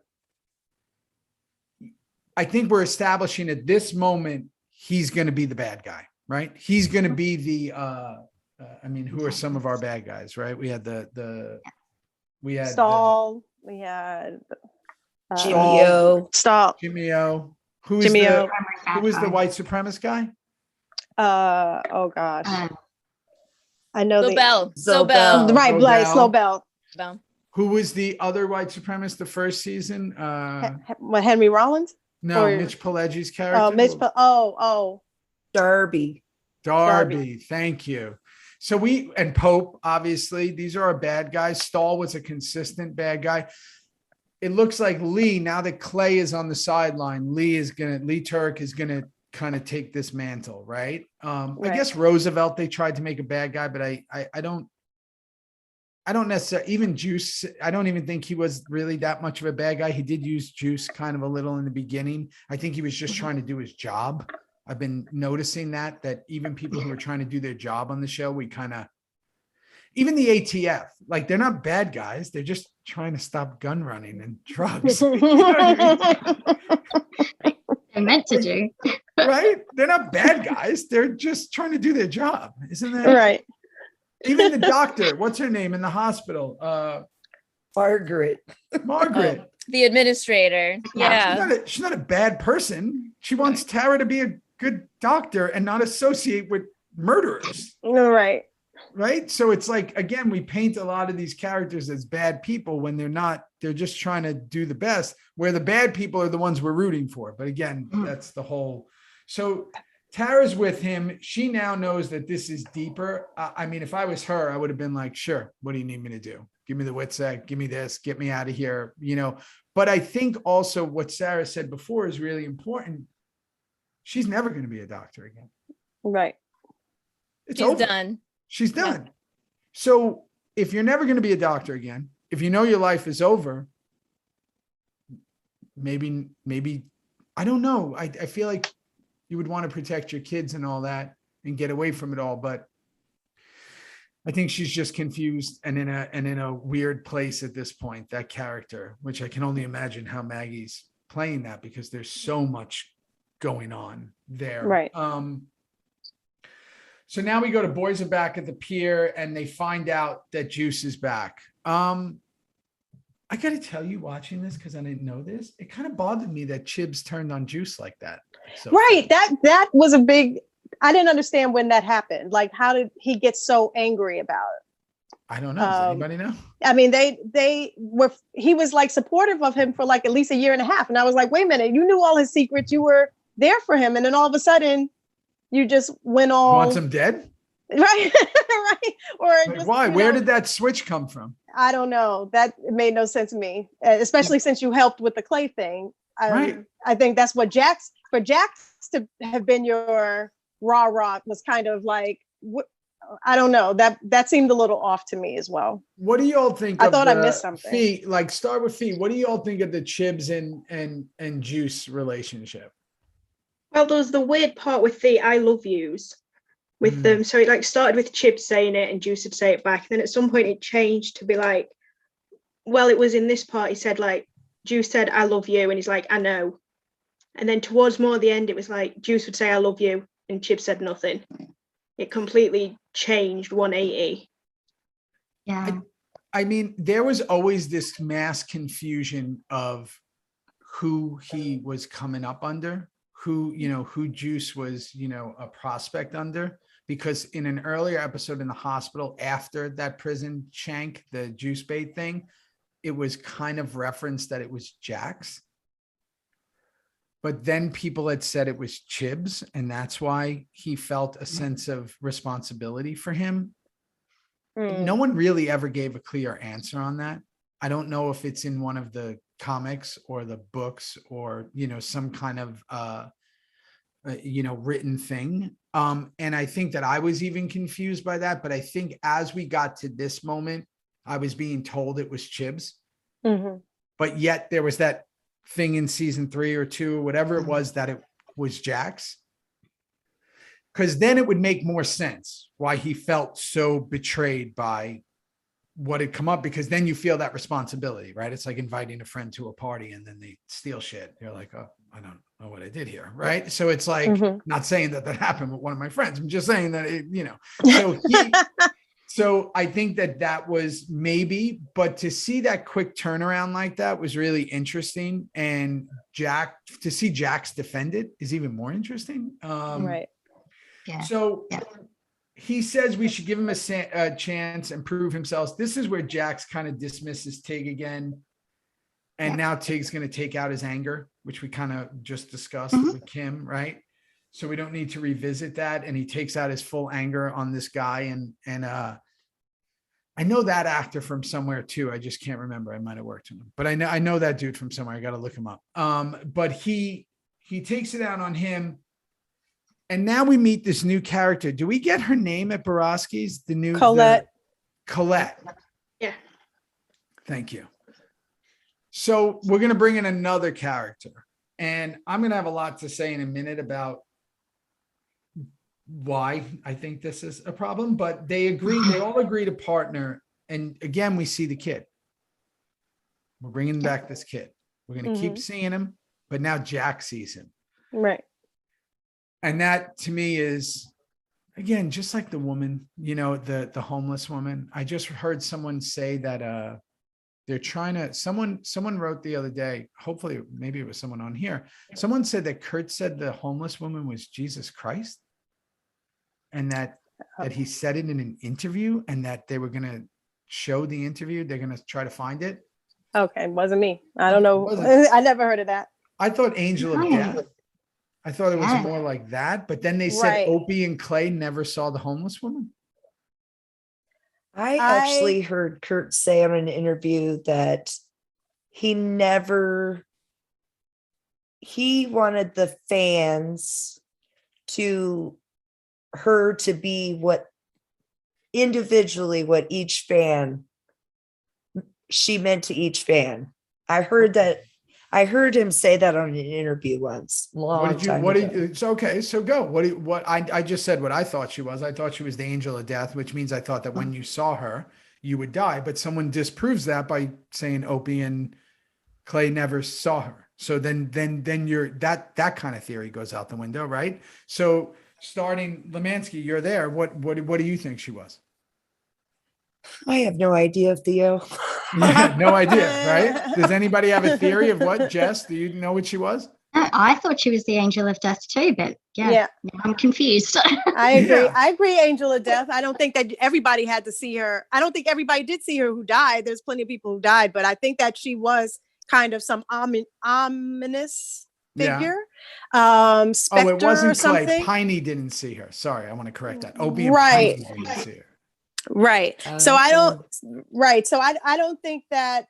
I think that she was just like some kind of specter that was present, or whatever that means, whether it's angel of death or whatever. But I don't think that you had to see her. I don't think quite frankly, I really think that the only person who really saw her was Jax. I don't know if everybody else saw her. No, I think Gemma addresses her at one point, right? Gemma did? Yeah. There's the whole thing where it said able to feed my kids, but Gemma heard it as something about Abel.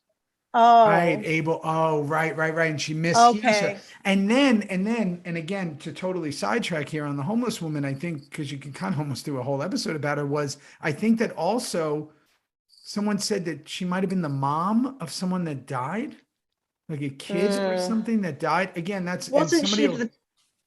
There's something in the next season about her, I think, if I'm remembering right. That's why it's so confusing. Yeah. Yeah, that's a really interesting, and again, to see that being weaved in. Now, listen, I watched TV shows in the past. There's shows like Lost that I watched that nothing made sense. I was like, what is this? And nothing tied together. And I watched the whole show, and I was like, wait, the polar bear doesn't mean anything? And it was like stuff like that. But so I don't know if there was a deeper meaning, but for me, I try to find significance in it. And I think that with this kid, there's significance in what we're about to talk about at the end with what this is, because again, there's little things that happen here, right? Which we're going to bring up in a minute, where with Gemma giving Nero's kid the gun, right? The water gun, and, gun violence. And remember, this was also a time where a lot of people were speaking out about the violence on TV, which they should, right? That's your opinion, right? That's what people think. And that was being talked about at a high level at this moment. And Kurt's way to answer it was this, right? Okay. So, we meet Colette. Jack sees the kid. Unser and Gemma, again, the Uncle Touchy line comes back. And the lawyer shows up.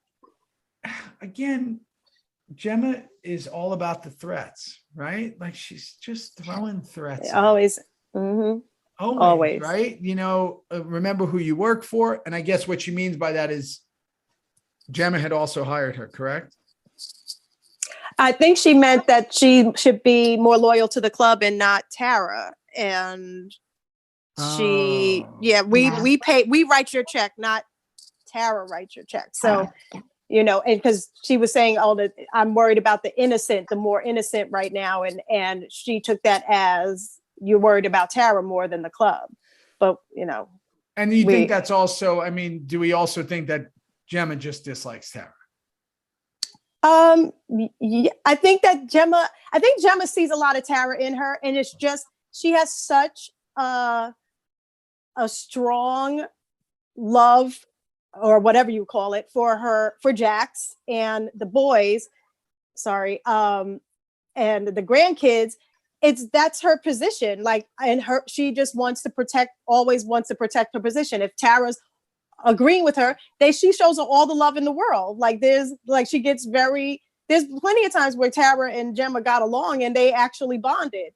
But as soon as she feels threatened, we can all say a big defense of Gemma always over the years was she's just trying to protect her family. Right. But that was always her thing. And that was always her bottom line. But she's in the real world, she's the craziest mother-in-law in the history of mother-in-law. And a sociopath. She's a sociopath and a narcissist.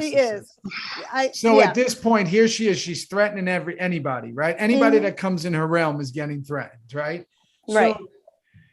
Okay. So then we go, but Unser also says another thing in that's really interesting, because it goes to that backstory, which is why I always wanted that prequel where he's like, I know you better than anyone, right? They obviously have this really deep relationship. Another history, right? He knew her from when she was 18, and then she came back with this motorcycle club and all this stuff. That story.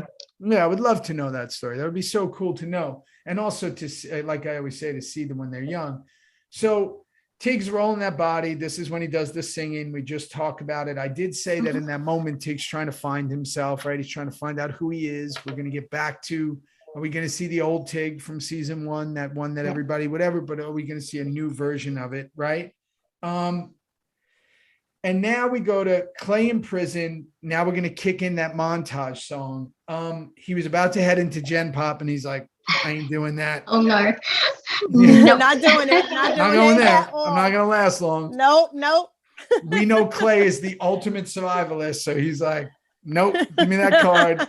Get me out of here. False bravado before. I'm not going in there. So Jax is checking out the new business.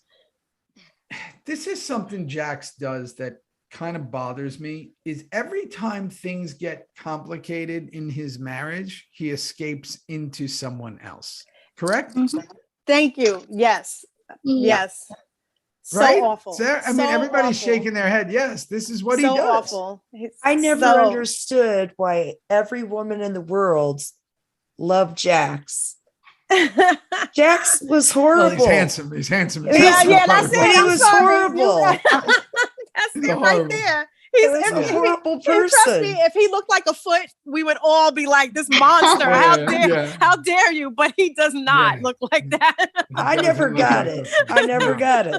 No, those looks, his looks go a long way. I'm sorry. Absolutely. The longest. I loved my juicy pants. Thank you. But no, the looks got him away with a lot of stuff. And here he is again. You see it coming from a mile away. You're like, oh, he's gonna hook up with her. For real. Then where they really, and again, we'll get to it.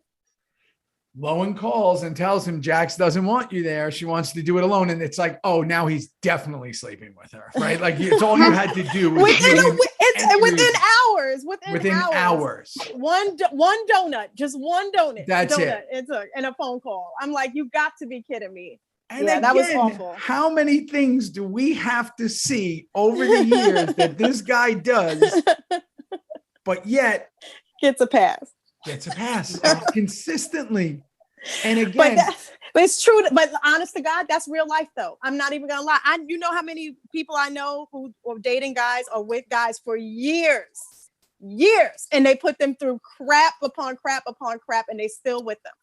No. That's real, though. I'm not talking about Tara in the relationship. I'm talking about the entire fan base. When we were doing the show and these things were airing, people hated Juice because he was in conflict with Jax. They hated Tara because they were in conflict with Jax. It was like he could do no wrong. And I'd be sitting there at these Comic-Cons or on these panels, and I'd be like, don't you see what he does? His character, and people be like, Some of the stuff. Oh gosh. but no one ever at that time, they were so invested in him being like the, for lack of a better word, the Christ figure of the SOA, like he's the one who could do no wrong, the savior, the Messiah, that they were like, no, if you're against him, you're gone. Anybody who against him, you need to go.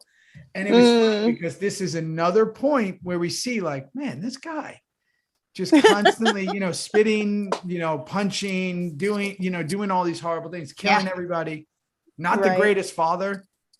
I mean, Right. doesn't matter how much you write in your journals. If you're not spending time with your kids, and He's a horrible father. Time with them. Jesus. For a guy obsessed with loyalty, is not particularly loyal. Yeah, And not it's loyal. just the hypocrisy of what he does and how he manipulates people and how he certainly becomes the very thing that he says he's not going to become and seems to have just no. And just push Bobby out, who literally was the one who's saying like, right, come on, bud, like don't go down this road. And it's crazy. Okay, so Jack, this is when Chib shows up at TM. Fee was just speaking about this. He beats down Juice. I didn't realize Gemma was watching that, but Tig said something to me before on the phone when we were talking yesterday that was really interesting. I never thought about it, and I surely didn't think about it when I was doing it. This entire scene mimics the Opie Tig scene when Opie was beating Tig for finding out about Donna. I didn't know. Gotta work it out. You gotta work it it out. And at the end, he's putting him back together. I just need to do this. We've worked out our differences. We're cool now. He says, I need to get right with this. And Juice has to take it. But in the same way Tig kept coming back to being beat up by Opie, Juice kept getting up till he can't get up anymore to let Chibs do what he needed to do. So that theme came back. And it wasn't until Kim pointed that out yesterday and went, oh, wow, that was interesting. That's an interesting thing to see, that thing. So now, why was Gemma watching though? I think, again, this is another little crumb to Juice and Gemma. Like, this is, again, her maybe way of seeing, like, this guy is beaten down. And I can potentially now, but also Gemma witnessing club business, like she always does, right? She's so invested in this. And again, I think one of my favorite lines ever said on this show, and it's weird that it was said from Juice, is way down the road when he says, Gemma's the one behind every little secret, behind every little thing, behind it. She knows everything. She's behind everything. And her gatekeeper, her peeping in on this just shows that, right? So then Jack stays, does what he always does, right? Whatever. Nero and Gemma with the son, she gives him a gun. Nero kind of, you can tell, isn't happy with that, right? Which is like, oh, great, a gun, right? Great. Right. We find out Turek's a junkie, right? We feel like, we find out that he's got this thing that he's doing, doing, and there's the church music starts playing, which again, I thought it was like monks chanting. Yeah, monks chanting. The church music is playing, and God, Donald was so good in that scene, right? Of doing what he was doing, the movement. If you guys have ever seen Apocalypse Now, it's kind of what Martin Sheen, when he's going down that crazy scene. If you don't see it, it's a fantastic movie. But he's kind of doing that where he's looking at himself in the mirror and So this is what I said. The church music starts playing, and I wrote that Kurt really loves to push the boundaries, right? Because he's going to somehow bring in, it's not just a kid who's about to do something horrific. It's a Catholic school. It's church bells, right? It's like, let's see how many buttons we could push here at this moment, right? So Tig has this cool motorcycle shot, which we started doing in a later season where the camera's on the bike, right? As he's riding it. Pushes up at him, and the kid walks by as those church bells are playing. And now we start to realize something's going to go down. As an audience member, the kid folds the jacket. We realize that as he rolls up his sleeves, that he's a cutter, that he's cutting himself, right? So, okay, first thing's going up, first antenna goes up. I don't know how they shot that scene, but that book with the wind and the pages blowing and the art is fucking crazy to see. In that, you know, The dark drawings. All the stuff that we've, come to sadly hear that is familiar in these situations. And to see the pages blow like that is so incredibly artistic and yet dark and maddening, right? Again, the cutting, all these things that as someone who's a parent, you go, man, these signs that you would see, right? Like when I was young, I remember this when I was young, there was all these crazy kids, around the neighborhood. And, I've always been like this crazy protector of like animals and, whatever and all this. And I remember you'd hear these stories of like these kids who would like torture cats and like do all this horrible stuff, right? And you got to think like, that's a sociopath, right? Like if you're a kid and you're doing this awful thing to an animal, like next step up, if that's high school, the master's degree is it might be a human being, right? And how does the parent not know that or not pay attention to that or maybe not see that behavior, right? Signs. Yeah. The signs of that, right?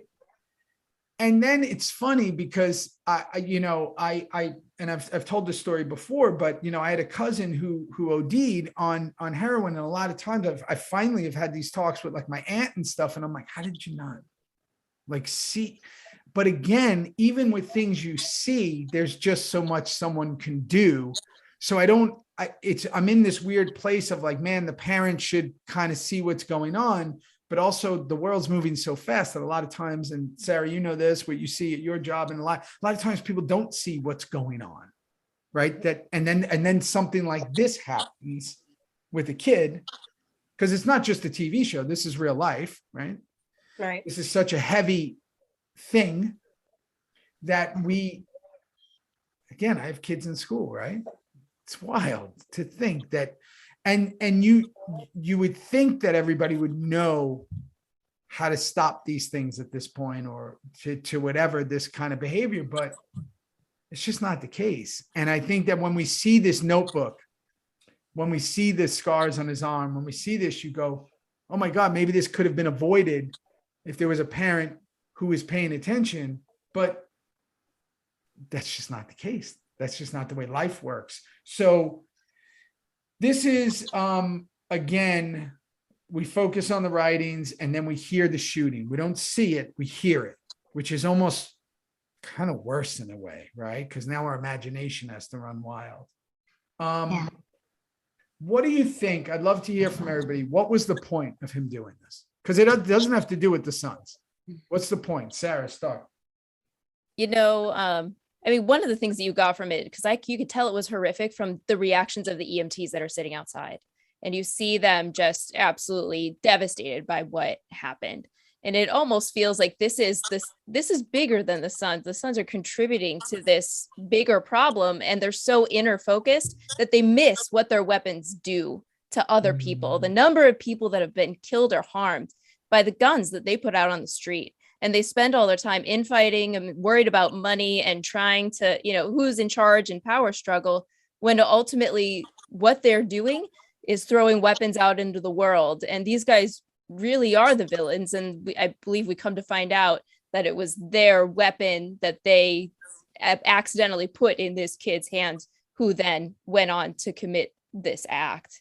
And it just, for me, broadens their world. Like, yes, what you're doing has real world consequences, and it's not in your immediate circle. And you all need to wake up and think about what you're doing here. Yeah, every action has a reaction, right? And that's such a great point, right? Because it's like I just remembered that gun did come from the Sons. I mean, Rosie, what's the point of him doing this? Why put this in that episode?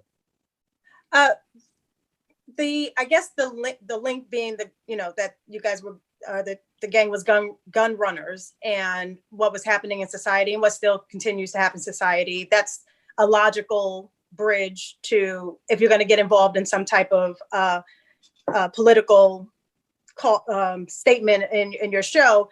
I think that makes sense, and I think that the way he did it, how he wove the kid into the storylines by having him appear was the way Kurt does things. I think the structure was very Sons of Anarchy and very creative in its ways. Kind of reminded me of the Pearl Jam video.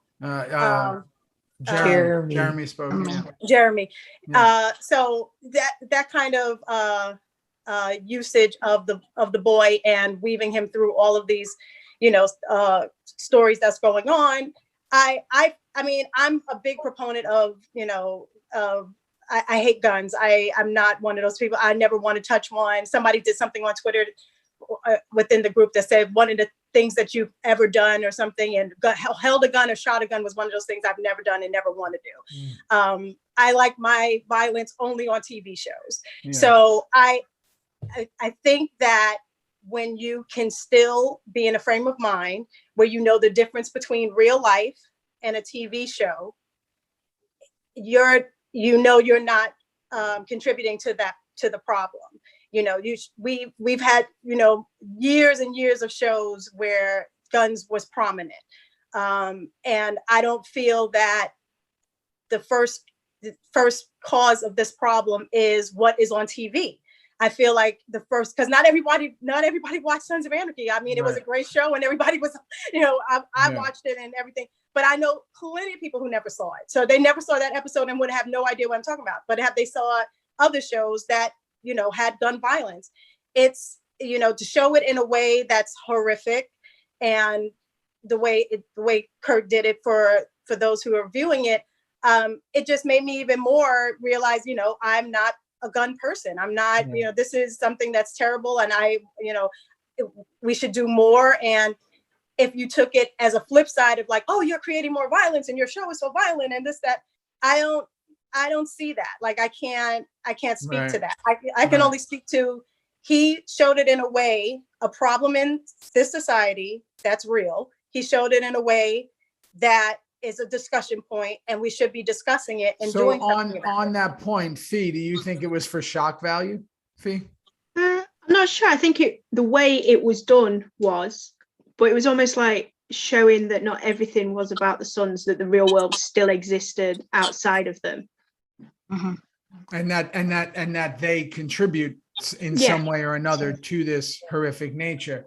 Lemansky, do you think he knew when he did this, he was going to get a strong reaction, and that potentially he wanted that, right? Because absolutely. Yeah. Remember, we're talking about Gemma, the stuff with Gemma at season 2.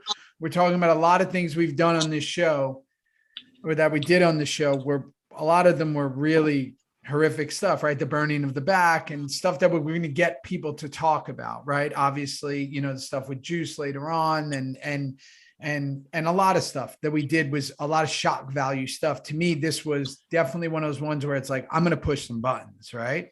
Lemans, you think that? Absolutely. And I don't think I can really add to what like Rosie said. I agree with her. And Sarah, the Sons realizing at that moment when this happens, hey guys, this isn't all about you. This is, it's the trickle down effect, because of what they're doing. That's how the gun got out. And at some point, I want to ask you a question, Theo, about the title of this episode. Yeah. Kim and I discussed it briefly because I'm terrible with it, but we'll get into that. Jess, Australia is really different, right? With gun violence and kind of all that stuff that you all see in the States and everything, what's going on. Do you think does this episode resonate in a way like maybe the way it resonated here? Does it, and Fee, probably for you too, does it resonate everywhere, like with everyone? Does everybody get that? Or is it more localized to what goes down here in a way? Jess? I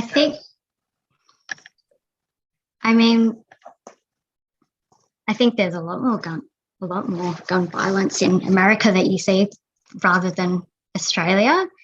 But yeah, I think, I mean, you hear about it all the time, and I think it needed to kind of be said. Yeah. What do you reckon, Faye? Well, I mean, that's what is it? Nina Simone said an artist's job is to reflect the times. I think that what Kurt was doing, especially at that point, was to reflect it through art, because whether we believe it or not, a lot of our behaviors and everything are shaped by art, not necessarily by the news, right? Some people ingest art different than they do. Sometimes news just feels like talking heads, and you can see things a million times and go, oh, there it is again, right? But when you see it done through a film or a TV show, you go, it just hits you different, right? You ingest it different, and you maybe think about it different. So while I think there was a part of shock value, I think that it's necessary for people to do things like that. And I said this in the beginning, I don't know if it would play in today's world. I don't know. We're in a very different time, right? I think there would be a lot more debate about people, guns and this and that, and what people think or what people feel. We're in a bit of a precarious position as an artist, because I've just had this discussion with a bunch of people. I've killed more people on screen. I've been killed more on screen. I'm obviously, most of the stuff I do is with guns, right? So for me to have any opinion on guns, I immediately get piled on, right? Because they're like, well, then don't use guns in your movies and don't say anything. And it's like, even if you reference like there should be any type of gun control, because people for some reason, have such an incredibly strong opinion about it. Right? Like it's one of those things. There's a few, and that's one of them. Right? So you're almost, like I always say, I don't have opinion. I only have knowledge, right? My only thing with guns, and like I've always said, and I've shot every gun ever, I think, made, down to 50 cals to everything, is they're very final. It's very final. And I think that that's the thing. There's no coming back. It's final. Okay. And I think that that's just the thing that I always take away when I see stuff like this, that this is final. And this has ramifications for a very long time. And I think that what Kurt was doing here was saying, like, I'm going to talk about this. And that's kudos to him, for doing that. That takes a lot.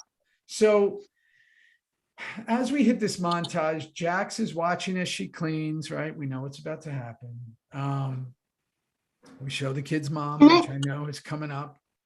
There's kind of like a religious kind of theme in this, in when she's kneeling before him and taking off his shoes. I know, that was weird. Kind of got that Mary Magdalene where she washes Jesus's feet with back to the Christ metaphor for Jax. Yeah. And again, we end on the Christ metaphor. We know that in season 7, like this, there's a lot of Christ weaved into the long hair of Jax and the kind of thing, this Christ-like figure. Yeah. But at the same time, he's not Christ. The Antichrist. Yeah, is it the Christ or the Antichrist? And again, you're so right. What an amazing thing to point out there. The washing of the feet, the thing that she's doing in that even moment. The song itself, Come Healing by Leonard Cohen. Because it's about brokenness. It's about healing and forgiveness, but it's kind of like, it sounds like a hymn, and it's a prayer almost, like when you listen to That's such a great thing. I didn't even think about that. And then we go Nero and Gemma kissing, which they just get into it in every episode now. I mean, Jimmy and Katie are getting down in every episode. Tig with the babies. Again, we just talked about Chibs and Juice. Chibs is patching them up, right? We have shades of that, Opie Tig thing. Lila at the bar. Bobby circling the nomads thing that was brought up during the episode. If he can get 5 charters, he can go nomad. He writes Quinn. Yeah. On the map as well. So he's trying to get these nomads together, because he says to him earlier in the episode, do you miss doing it? Right. And he says every day or whatever. Turek is doing his thing. And then, you know, Tara, this is a significant moment, right? When Tara gets up and starts whooping some ass. With in her prison. bionic arm. Yeah, the bionic arm that I've talked about. This arm that never breaks. It's almost like I don't know, you guys probably don't. I watch all these kids movies with my kids, but there was a movie Rookie of the Year where the kid broke his arm and became like the best pitcher at Disney. Yeah, Tommy John surgery. yeah, he busts his elbow, gets Tommy John surgery, and now he's on the Chicago Cubs, which is that's the kid from American Pie. My team too, Thomas Sarah. Nichols. And that's like Tara's arm healed like Iron Man. She literally can beat people down, but she goes nuts on that. Jack's doing his Jacks. Now, there is a theme, and again, it's in the song. Apparently, this entire episode is about healing. We hear the word healing a lot throughout the episode. It seems to be a theme. So, yeah, man, it's a great listen. I have said many times, season 6 finale is my favorite finale ever. I hope that stands true now that we're getting towards it soon. I know season 6 is extremely significant. I have enough problems with season 7 when we get there, but this is definitely a moment, season 6. So I'm really glad that we kicked this off with everyone. I'm so incredibly grateful to you all for doing this. You know, thank God we got rid of Tig's ass early, because who knows what would have happened. And listen, I think that the beauty of all this, if we take away anything, is the fact that people can just sit around, like in the book club thing we talked about, and break down something and talk about something and hear about something and learn something. And whether it be 7 years old, 7 years old, or 7 minutes old, it's the fact that it's people using their minds and brains and being and having a conversation. And also not, again, we're talking about things that are heavy. We're talking about art, which is subjective. Everybody has a different opinion.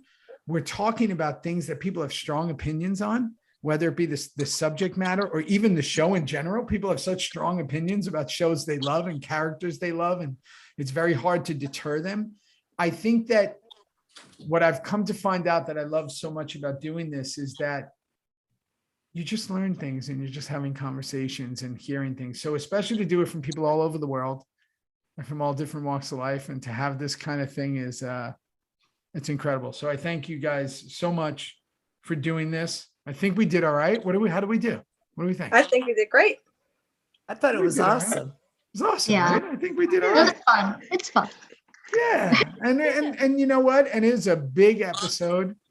Justin has been sleeping for 45 minutes. We haven't even seen him. He's been sleeping for me. Letting it go. Everybody's been great. I was just here as a referee. You were here as the referee. And the person you needed to referee is gone. Tig is gone. So we're good. So we're good. That's right. And he's got the Sam Fam sweatshirt on. I don't have that sweatshirt. I love that everybody has stuff. You can borrow it. Well, listen, I appreciate you all, and I'm so glad. And if anybody wants to say anything before we go for it. Juno just woke up on the bed next to me. She's ready to go. Aww. We're going to go. We're going to get Juno. Juno's right here. She's right next to me. Come here, Juno. Come here. She's not going to come here. Oh, she is going to come. Mom needed you to come. Come on.